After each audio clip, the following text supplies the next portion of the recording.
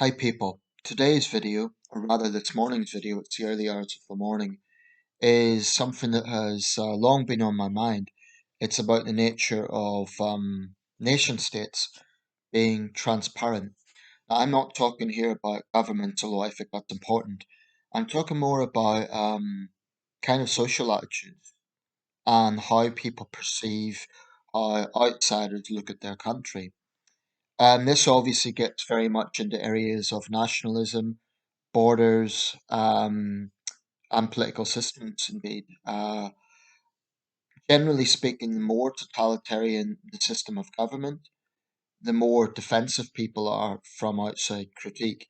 That's not to say that that you won't get defensive attitudes in liberal democracies. You will, but I do think there is a correlation between countries that are pretty totalitarian and very strong nationalism. An obvious example of this is China, where it's almost drilled into people's psyche to defend the motherland's reputation. But I also think it's a bit to do with history because I think European countries, of course, you could find nationalism. I'm not disputing that. And some would say one of the biggest examples of nationalism in recent years was indeed Brexit, the UK breaking out of this body of nations it had been part of for 40 plus years. Um, so perhaps that was a move towards nationalism. But I do think that there is a difference in the perception of nationalism in Europe versus much of the rest of the world, particularly in countries in South America, Africa, and Asia that had been colonized.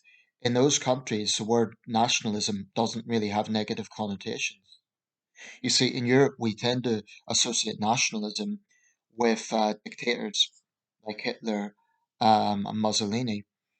But in other parts of the world, nationalism is associated with liberation movements that, uh, garnered independence from European colonial powers. So there is a different connotation there. I understand that. So when an Indian or a Filipino or an Indonesian talks about nationalism, it's not necessarily the sort of far right neo nationalism that we tend to think of in Europe. Although I would suggest that in Modi's India, that element is on the rise.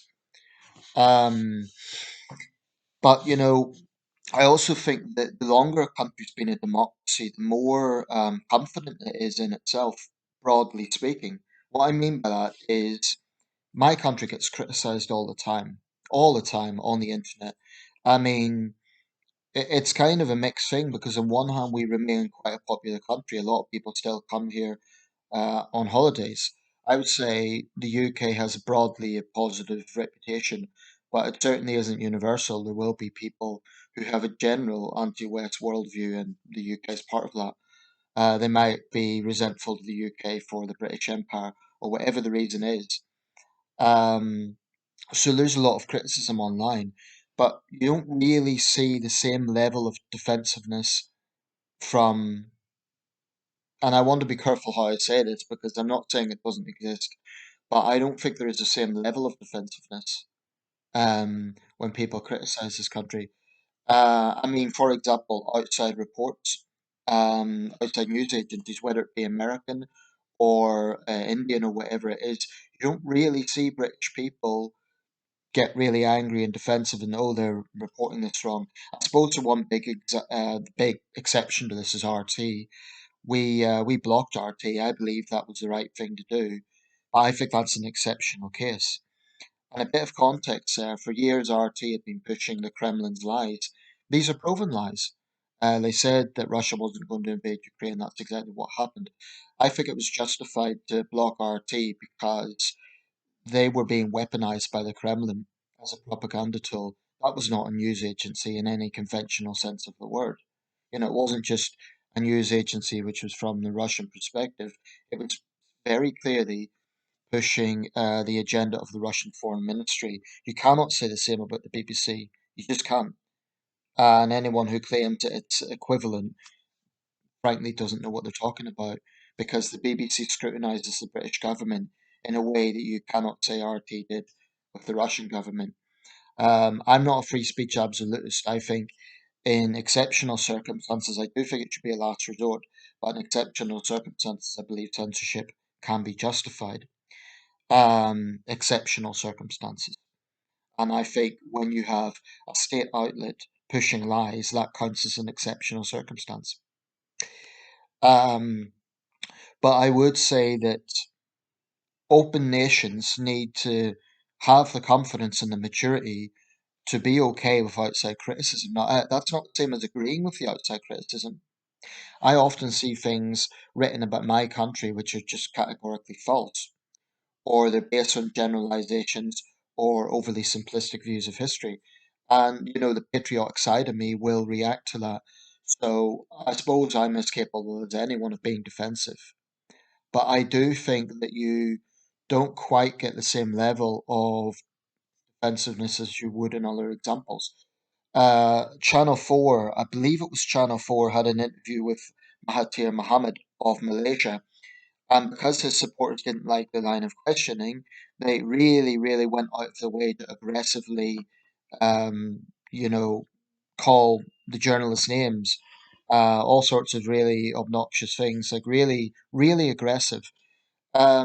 I was speaking just about the Filipino election there, the presidential election. I've somewhat seen this attitude from Duterte supporters, certainly 6 years ago, but also now Marcos supporters, and the two overrun one another because Marcos's vice president is Duterte's daughter. Um, so, that's a good example of it. Because international coverage is focusing on the fact his father was a brutal dictator, then they're getting really defensive and attacking outsiders for reporting this, even though it's a verifiable fact. Um, but I don't think that means that the Philippines is suddenly some sort of closed country because I'm well aware that there are millions of Filipinos who don't support him. Let's be clear, Marcos had an overwhelming victory. That can't be denied. 30 million people voted for him. I'm not sure what the electorate is, but that's a pretty sizable proportion. I mean, his nearest rival, Lenny Robredo, didn't even get half of that, I understand. So, despite the huge rallies that she had. So, clearly, he has done something effective. Clearly, he's done something effective. Um, but I would say, if you're a Marcos supporter, don't get so defensive.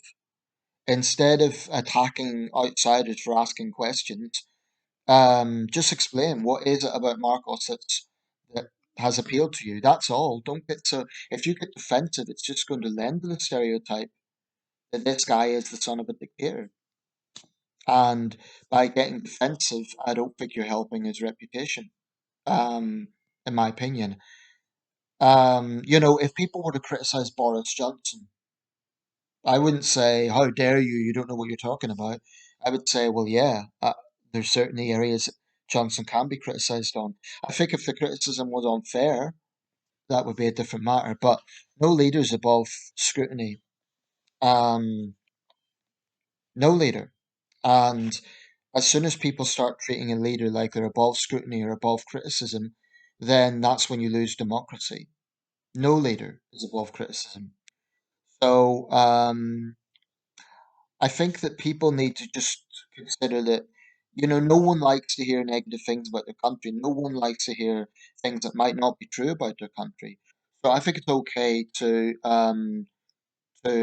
reasonably challenge those views or correct them even. Say, look, you're misinformed, this is the case. I think you should do it in a reasonable way. When I say you, I'm talking about people in general here, including my fellow Britons. Um, because getting really defensive and nationalistic in that sense, I think it doesn't help at all.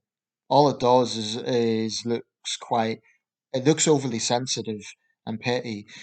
My point is free countries, democracies, have to have the ability to absorb different points of view, including those of outsiders.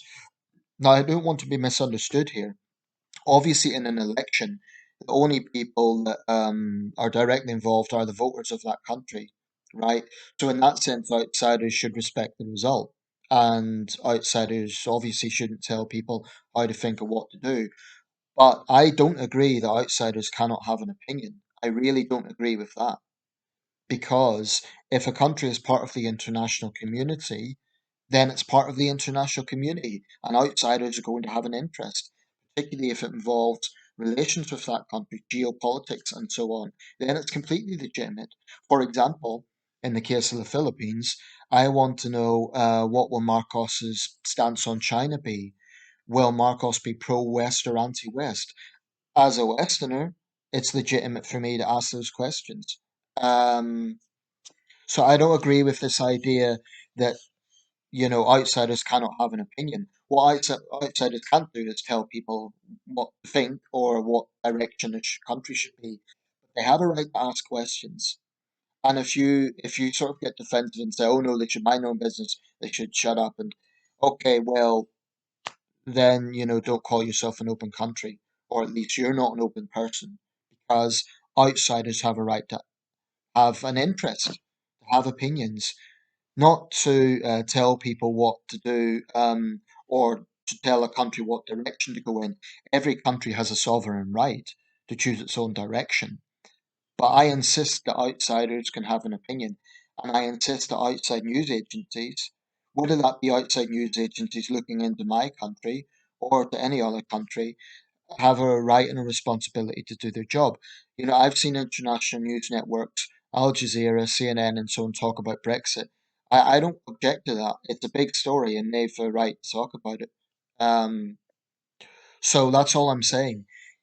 Open nations should be open, and as soon as people start getting defensive, and particularly governments, when they start getting overly nationalistic and defensive, that's when I believe democracy is damaged. Um, and that's it. That's all there is to it. I hope that Marcos will have a successful presidency because I'm pro Philippines. I hope it has, for the sake of the country, I hope he has a successful presidency. I just hope that he will not copy his father and become a dictator.